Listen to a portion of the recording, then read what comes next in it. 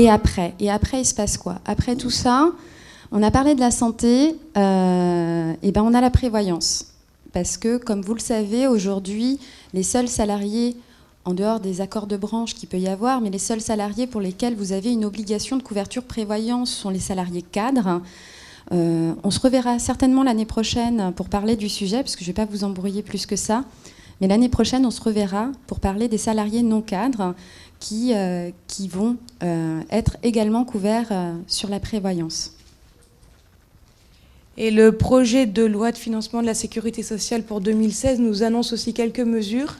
Donc, des mesures pour les retraités, donc avec la mise en place pour les salariés, les anciens salariés de plus de 65 ans de contrats labellisés, un peu sur ce qui a été fait sur le modèle de l'aide à la complémentaire santé, avec la limitation pour les articles 4, loi E20. Vous savez, ce sont ces sorties de groupe que l'assureur couvre, avec une limitation de la cotisation à 150% qui doit être progressive.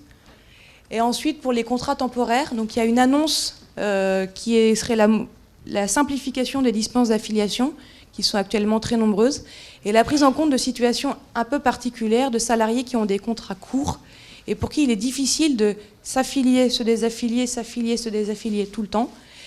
Certains refusent de s'affilier parce que la cotisation est trop importante.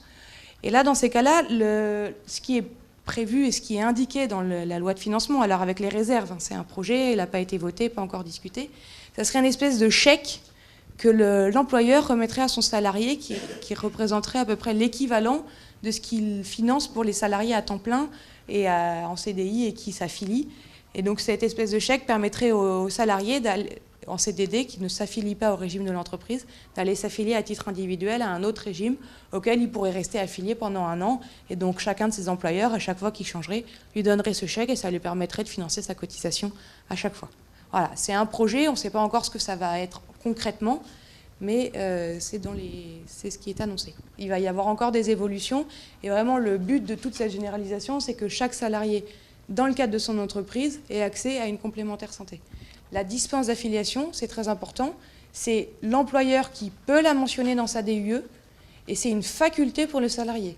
D'accord ? Il n'est pas obligé de la prendre. Bien plus s'il la prend, c'est important, vous, employeur, que vous mettiez le doigt et clé, que vous lui expliquiez bien ce que ça va impliquer pour lui de renoncer à sa mutuelle. D'accord ? C'est une obligation qui a été émise et donc c'est très important que le salarié ait conscience qu'en refusant, il ne pourra pas se faire rembourser ses soins, mais il ne pourra pas bénéficier de la portabilité de ses droits quand il quittera l'entreprise.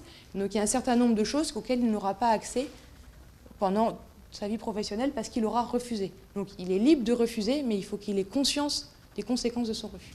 La clause de dispense, c'est l'employeur qui met les dispenses qu'il veut dans son acte de mise en place. Il ne peut en mettre aucune. La seule qui ne peut pas refuser, c'est si jamais il met en place son acte par décision unilatérale et qu'il y a des salariés déjà présents dans l'entreprise. Ce qui est la loi E20. Et là, c'est le seul cas où les salariés peuvent refuser quoi qu'il arrive. Mais tous les autres cas, c'est l'employeur qui les met en place. Mais comme le disait Marie tout à l'heure, les conseillers sont là aussi pour vous accompagner et vous expliquer, parce que chaque entreprise a des problématiques différentes en fonction de son activité. Et justement, les conseillers sont là pour vous aider à mettre les bonnes tolérances de non-adhésion qu'il vous serait intéressant de mettre.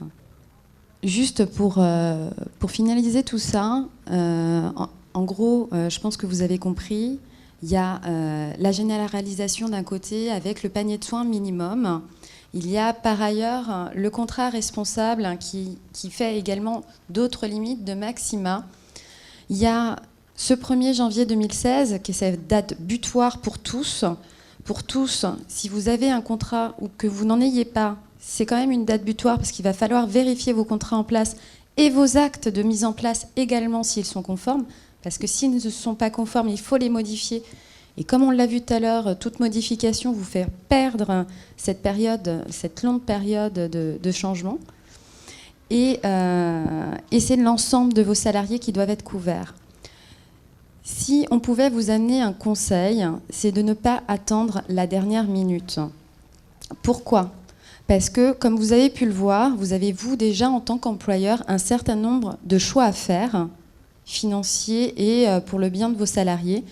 Mais vous avez aussi tout l'aspect juridique de mise en place qui est malgré tout du temps de réflexion que vous devez passer, du temps d'écriture, de la diffusion d'informations vis-à-vis de vos salariés. Et il y a aussi tous les documents que vous devez récupérer une fois que vous avez choisi votre partenaire pour ce contrat santé. Il y a tous les documents que vos salariés doivent vous retourner signés. Il y en a quand même un certain nombre. Il faut derrière que les assureurs aient le temps de bien enregistrer vos contrats et que les cartes de tiers payants arrivent à temps pour vos salariés. Parce que si vos salariés n'ont pas leur carte de tiers payant au 1er janvier, je peux vous assurer qu'ils vont tous venir vous voir et vous dire pourquoi c'est prélevé sur mon salaire et pourquoi je n'ai pas ma carte de tiers payant. Donc c'est pour ça que là, on est déjà le 6 octobre et qu'il est vraiment temps de prendre conscience de l'urgence du sujet, même si je sais bien que l'ensemble des employeurs français ont plein d'urgences à traiter. Celle-ci est de taille tant pour une paix sociale dans votre entreprise que pour l'aspect fiscal que vous avez, vous, derrière.